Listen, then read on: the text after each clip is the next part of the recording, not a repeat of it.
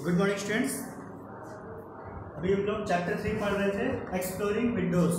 ठीक है, तो एक्सप्लोरिंग विंडोज़ में हमने काफ़ी सारी चीज़ें, फाइल्स एंड फोल्डर्स के बारे में, ठीक है, किस तरह से फाइल नेम क्या होता है, एक्सटेंशन क्या होते हैं, हम लोग किस तरह से व्यू कर सकते हैं, यानी विंडोज एक्सप्लोरर का काम क्या है, ठीक है, वो किस तरीके से काम करता है, इसके अलावा उसमें क्या क्या चीज़ होती है, कंप्यूटर फोल्डर, हमने ये सब पढ़ लिया था।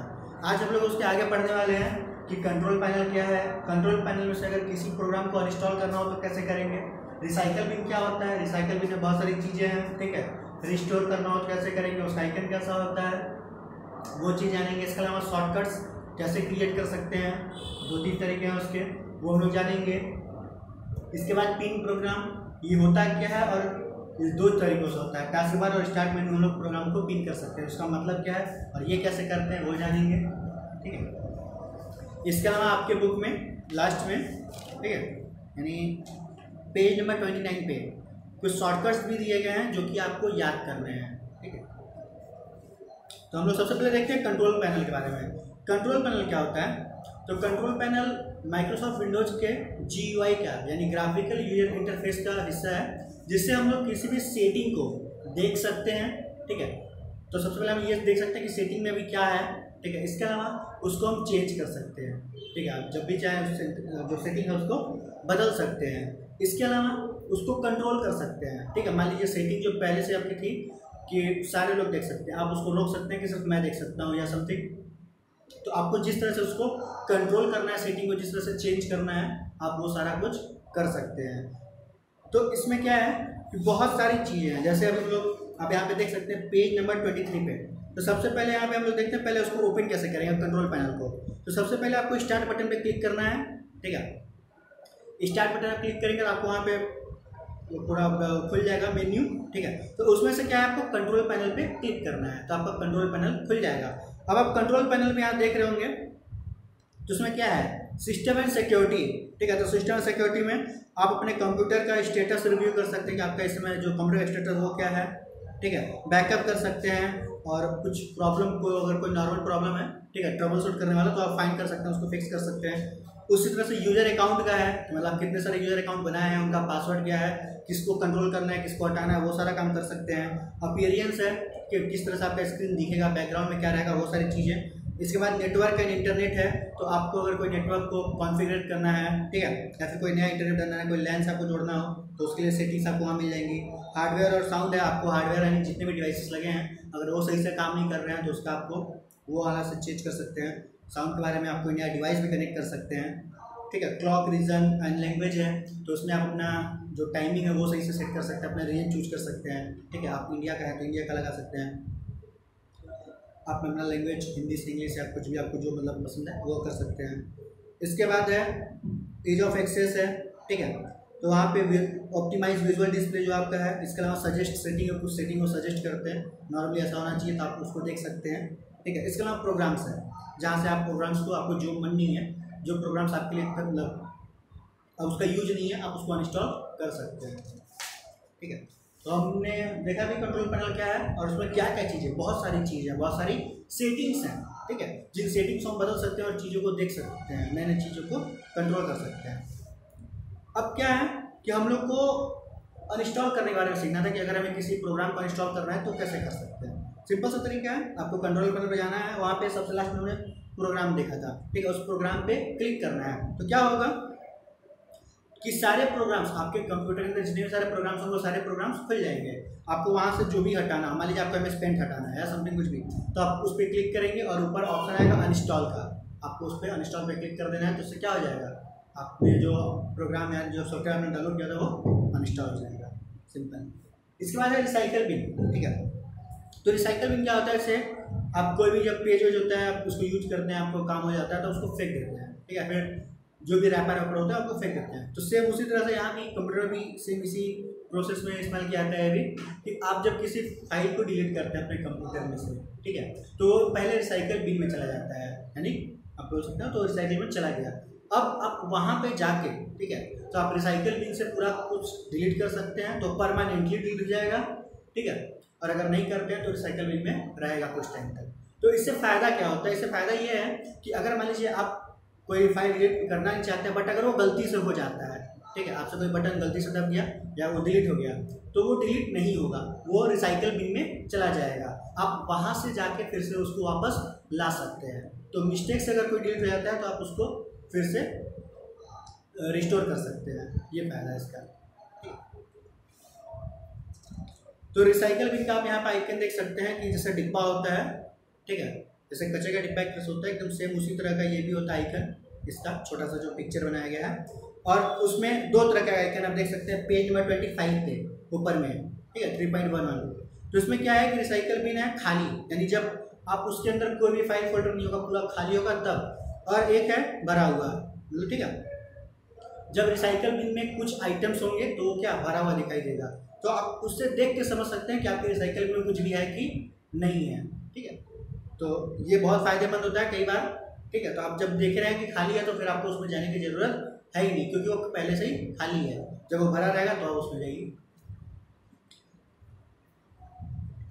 अब क्या है कि हम लोग तो रिसाइकल बिन से दो काम कर सकते हैं, ठीक है। तो रिसाइकल बिन में जाके या तो चीज़ों को रिस्टोर कर सकते हैं, ठीक है, जो गलती से हो गया हो। इसके अलावा अगर मान लीजिए हमको डिलीट ही करना है कि नहीं, मतलब ये चीज़ मेरे काम का नहीं है, ठीक है, तो आप फिर रिसाइकल बिन में अगर रखें तो वहाँ तो है स्पेस घेरेगा। इससे अच्छा है कि रिसाइकल बिन में जाके भी उसको क्या कर दें, डिलीट कर दें। इससे क्या होगा कि वो परमानेंटली हमेशा के लिए डिलीट हो जाएगा। तो अगर आपको डिलीट करना है, ठीक है, तो आप रिसाइकल बिन के अंदर वहाँ डबल क्लिक करके रिसाइकल बिन में पहुँच जाएंगे, ठीक है। आपको जिस भी आइटम को डिलीट करना है उसको आप सेलेक्ट करके डिलीट कर सकते हैं। इसके अलावा अगर आपको लगता है कि नहीं पूरा का पूरा रिसाइकल बिन में जो भी है आपको सबको डिलीट करना है, सब कुछ हटाना है, तो आप रिसाइकल बिन पर राइट क्लिक करेंगे, आपके पास बहुत सारा ऑप्शन आ जाएगा, ठीक है। उसी में से एक ऑप्शन आएगा एम्प्टी रिसाइकल बिन। इसका मतलब है कि आपके रिसाइकल बिन के अंदर जो भी चीज़ें हैं वो सारी चीज़ें हमेशा के लिए डिलीट हो जाएंगी। अगर आप उस पर क्लिक करते हैं तो उससे जो भी चीज़ है रिसाइकल बिन के अंदर वो सारा कुछ डिलीट हो जाएगा हमेशा के लिए। अब रिस्टोर के बारे में हम लोग देख लेते हैं कि रिसाइकल बिन में कैसे चीज़ों को रिस्टोर कर सकते हैं अगर गलती से कोई चीज़ डिलीट हो गई हो तो, ठीक है। तो आपको रिसाइकल बिन में जाना है, आपको ऊपर ही ऑप्शन तुरंत मिल जाएगा क्या, रिस्टोर ऑल आइटम्स। मतलब मान लीजिए 10 फाइल आपको 10 को रखना है तो आप क्लिक करेंगे रिस्टोर ऑल आइटम्स पे, तो 10 जो फाइल्स होंगी, जो 10 जो भी डॉक्यूमेंट्स होंगे वो सारे जहाँ से आपने डिलीट किया होगा, ठीक है, उसी फोल्डर में वापस चले जाएंगे और सेम पोजीशन, मतलब जैसे थे वैसे ही पुराना उनका कंडीशन हो जाएगा। और अगर मान लीजिए आपको 10 में से कोई एक या दो चाहिए, आपको बाकी नहीं चाहिए, ठीक है, तो उससे कोई दिक्कत नहीं, आप वहाँ पे जाएंगे रिसाइकल बिन में, आपको जो भी चीज़ चाहिए आप उसको सेलेक्ट करेंगे और ऊपर ऑप्शन आ जाएगा रिस्टोर दिस आइटम, ठीक है, मतलब आप जिसको सेलेक्ट किया सिर्फ वही होगा।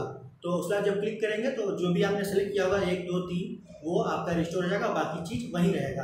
आप बाकी को चाहे तो डिलीट कर सकते हैं।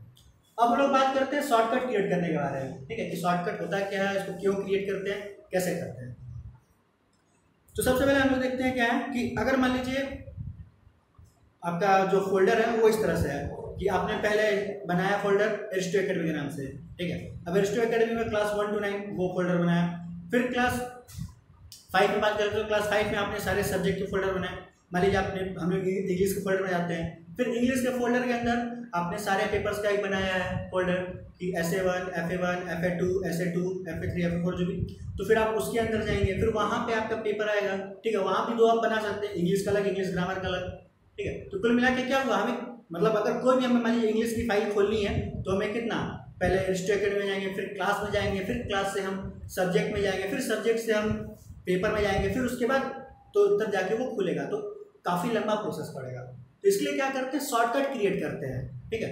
शॉर्टकट से क्या होता है कि आप जो इतना लंबा आपको मतलब 5 बार 10 बार क्लिक करना पड़ रहा है वो सब नहीं करना पड़ेगा।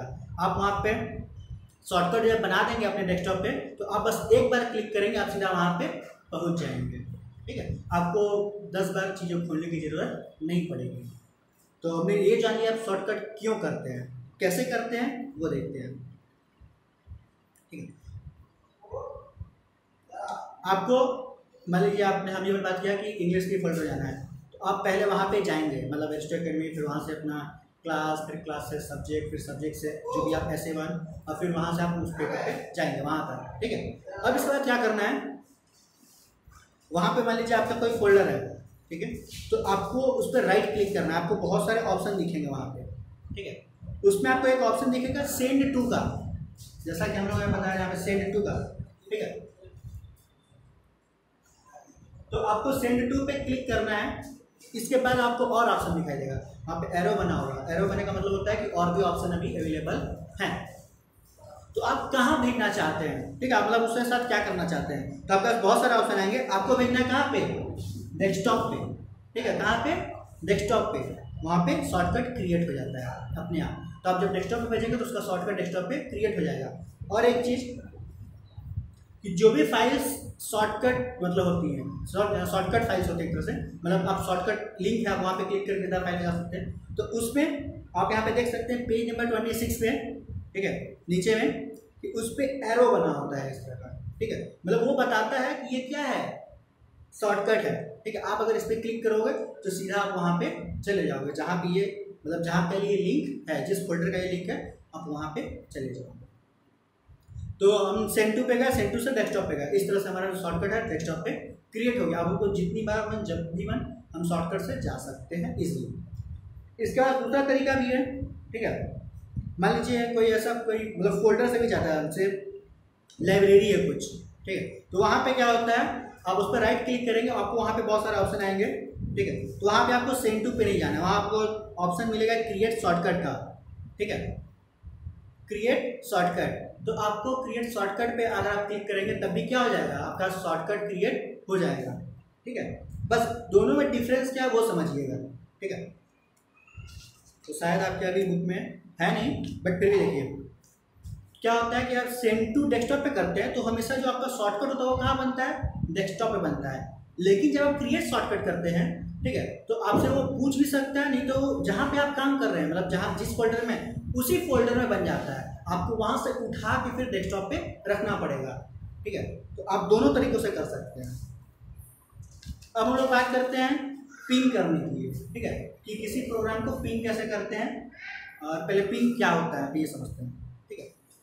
तो पिन करने का मतलब क्या है कि किसी एक जगह पे उसको लगा देना, ठीक है, उसको पिन कर देना, वहाँ से वो हिलेगा नहीं।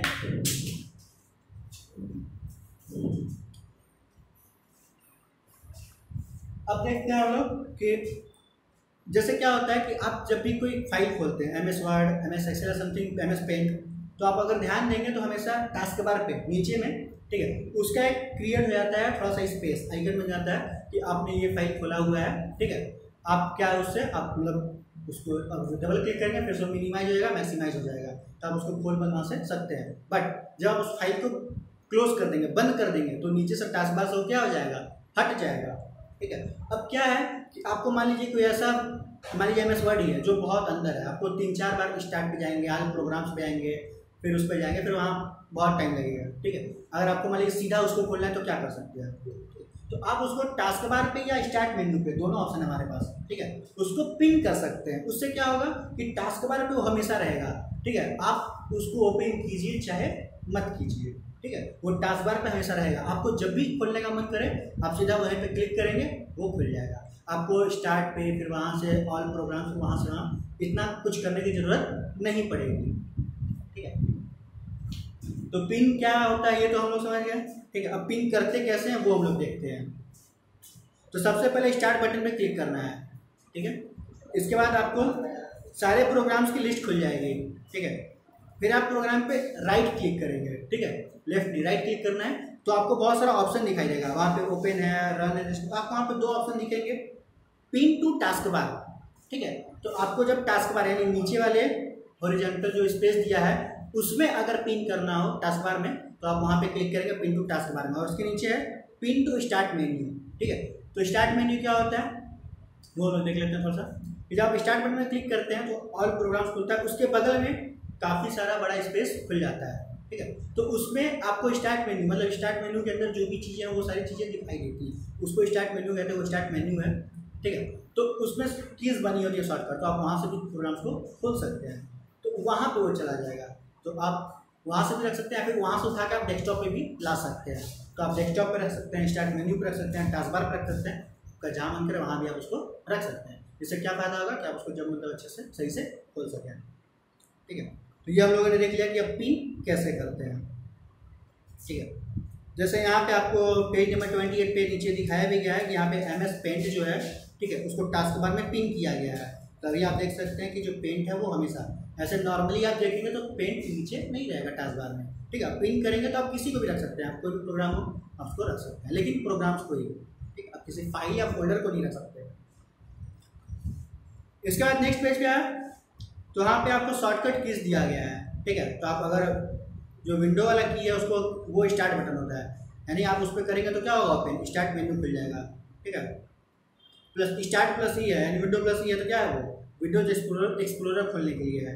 फिर एफ है तो सर्च करने के लिए है, ठीक है। एम है तो मिनिमाइज करने के लिए, जितने विंडोज खुले होंगे। एम है तो, ठीक है, सॉरी, एम है तो मिनिमाइज, और शिफ्ट प्लस एम है तो रिस्टोर, यानी मैक्सिमाइज कर देगा एक तरह से। डी है तो शो और हाइड डेस्कटॉप कर देगा। एल है तो लॉक काउंटर कर देगा। तो आपको यही सब सारी चीज़ें हैं, वो सब आपको याद करना है, ठीक है। तो आज के लिए बस इतना ही। नेक्स्ट वीडियो हम लोग इसका नेक्स्ट शेड्यूल पे इसका जो एक्सरसाइज है वो देखेंगे, आपके व्हाट्सएप ग्रुप में PDF के फॉर्म में भेज दिया जाएगा, जिसको आप कंप्लीट करेंगे। और इसको पढ़ना है, जो एक्सरसाइज इसको करना है, और ये याद करना है जो शॉर्टकट केस है। आज के लिए बस इतना ही, धन्यवाद।